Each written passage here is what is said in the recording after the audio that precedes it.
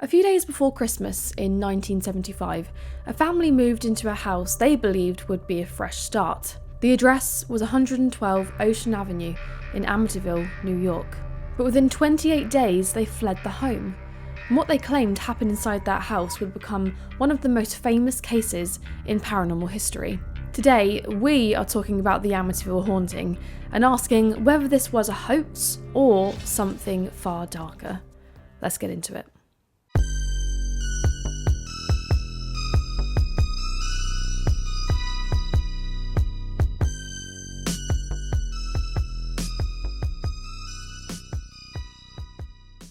Before we jump into this case any further though guys, just a reminder to like and subscribe if you would like to see more like this. It really does help the channel if you guys join. It's a very small one at the moment, but I'm hoping that we will grow and we'll have more conversations about interesting topics such as true crime, mysteries and the paranormal. That is what this channel is about. So if you like the sound of that, subscribe. 1 year before the Lutz family moved in, the home was owned by the DeFeo family. 23-year-old Ronald DeFeo Jr. was the oldest of 5 children born to Ronald DeFeo Sr. and Louise DeFeo, and worked at the family's car dealership. He was known to have a volatile temper and fought with his father multiple times, one such time threatening him with a shotgun, as you do. He also had issues with drug and alcohol abuse, so sounds like a swell guy.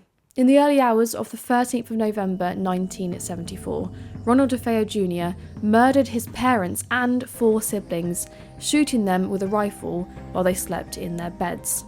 And upon investigation, the victims were indeed all found in their beds with no sign of struggle. When DeFeo confessed to killing his family, he claimed that voices in the house told him to do it. He was later sentenced to 25 years to life in prison. The house, therefore, already had a dark and morbid past before the Lutz family arrived.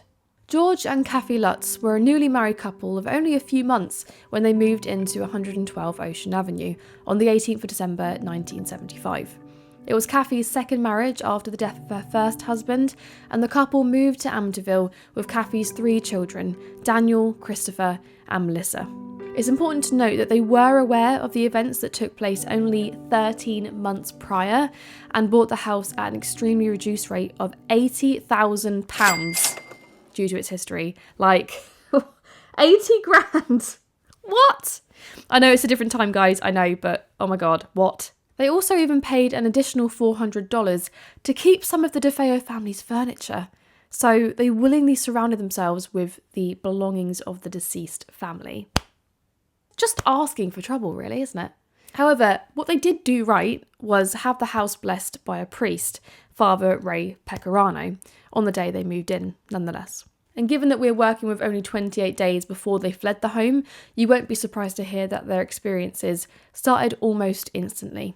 When the priest came to bless the house, he allegedly felt an unseen slap and heard a voice command him to get out. The Lutz too experienced strange occurrences from the start. The family reported foul odours that came and went throughout the house and doors slamming in the middle of the night.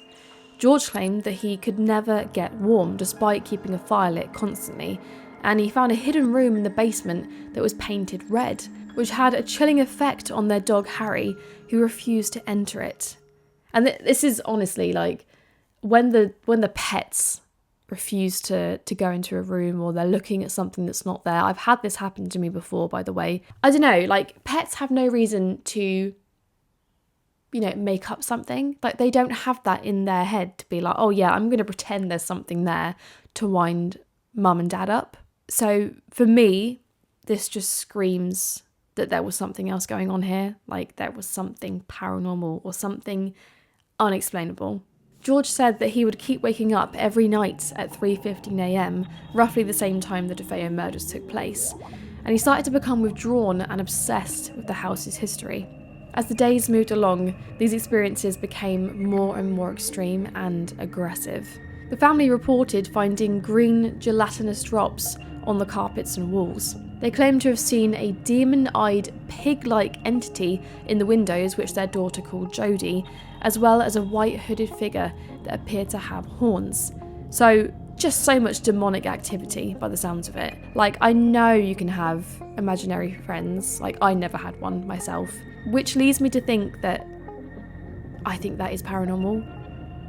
Like, I get having an overactive imagination, but when there's a kid talking to someone that's not there, that is just something else. Kathy herself said she levitated from her bed and was physically attacked, resulting in red welts on her chest. And on the final night, George described seeing a paranormal circus where he saw shadows moving through the hallways while he was paralysed in bed, as well as a motionless, hooded figure standing on the landing that pointed directly at him. That night, the family fled the house, leaving behind all their possessions. So despite this immediate escape, there was also immediate scepticism. The public were questioning the sincerity of the haunting. So first of all, there is a lack of physical evidence. Nothing was actually documented, whether that be photographs, videos, or audio recordings. The claims rely solely on the Lutz's account. The stories the family told also seemed to change over time, becoming more extreme as the attention grew. And William Webber, a lawyer for Ronald DeFeo Jr., initially met with the Lutzes to write a book with the motive of developing the haunted house theory so that his client could get a new trial under claims of insanity. However, after they chose to go with someone else to write the book, he claimed that they made up the haunting over many glasses of wine. So, I mean, can we trust him, knowing that he's bitter about not getting this book deal? I don't know. There's a lot of factors at play here. The said book, The Amityville Horror, was published in 1977 and was marketed as the true story of what the Lutzes had experienced. The story became such a cultural phenomenon that it was adapted into a film shortly after, and then a remake of that film years after that. So you could argue there was a financial incentive in creating the story. However, let's look at the other side of this because it is noteworthy. Reportedly, the Lutzes wouldn't go back to the house after they fled. So much so that George actually met Ed and Lorraine Warren, famous paranormal investigators, at a pizza house rather than going back to the house to share his experiences. We were supposed to meet George Lutz, who was going to let us in the house. But George wasn't there. And he made a phone call, and George Lutz said, "The closest I'll come to that house is 4 blocks away. I'll give you the keys at a pizza parlor nearby." Well, we went there. We met George. He gave us the keys, and I'll never forget it. He was sitting as close to me as you are, and I said, "Remember now, this is the first time I've ever seen the guy. Mr. Lutz, what happened to you in that house? Because I really didn't know what happened." And he just looked at me, and he said, "You know," just like that. I said, "No, I don't know." And I said, "What happened to you in the house that you were so frightened that your family and yourself fled out of there?" Mm-hmm. "You know." That's all now I he was getting kept a little saying. sick of this. I said, "I don't know. I'm not a clairvoyant. I'm not a medium. I'm an investigator." And I thought to myself, this guy doesn't even want to talk about it. Is he that scared of it? Well, I found out that he was afraid to talk about it. Mm-hmm. He didn't want to give a recognition. Right. The Warrens did end up going to the house after the Lutzes had left, and Lorraine said she sensed a dark or oppressive presence. They suggested the home was affected by a negative or inhuman spirit, and Ed described the case as one of the more significant hauntings they had encountered. Furthermore, Kathy and George both took a polygraph test and passed, with the examiner claiming that their answers appeared truthful. So it's an interesting mix. It could be that a haunting did occur, but a more extreme story was adopted as a means to make more money.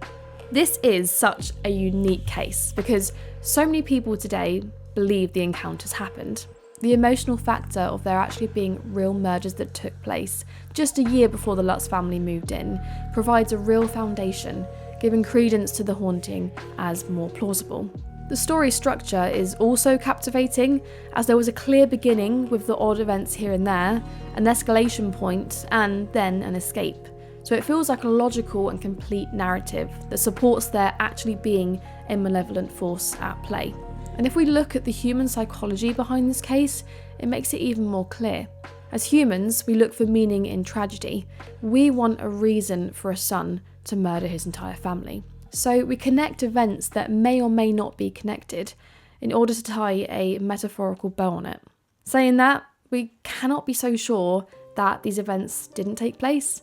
Just because some of the facts point towards a possible made-up story doesn't mean that it is. And in a similar fashion, just because there's no verifiable evidence, it doesn't mean that at least some of these occurrences didn't take place. I personally would like to think that there was some kind of energy at play, which explains the actions of Ronald DeFeo Jr. and the Lutzes escaping like they did. And though some of the claims are far out there, I think something paranormal did happen, but perhaps a more grandeur type of story was used to make a quick dollar. But what do you guys think? I'd love to know. And as always, thank you so much for watching, and I will see you next time.